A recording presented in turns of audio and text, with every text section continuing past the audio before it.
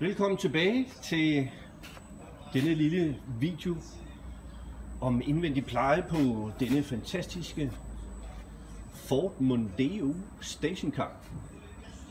Den er nu blevet færdig indvendig. Den er på denne video nærmest så sort, så man næsten ikke kan se det. Men det her, det er resultatet af nogle timers arbejde.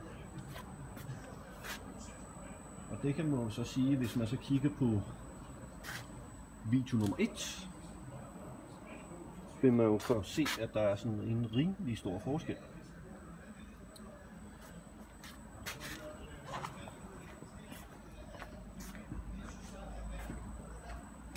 Så går vi lige herover også her.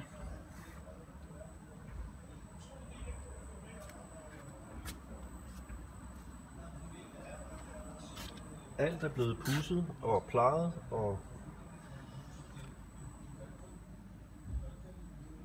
alting står fuldstændig snorlige.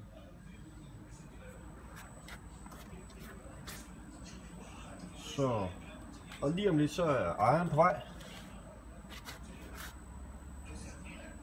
Så det bliver rigtig fint at se, hvordan han reagerer på denne vogn.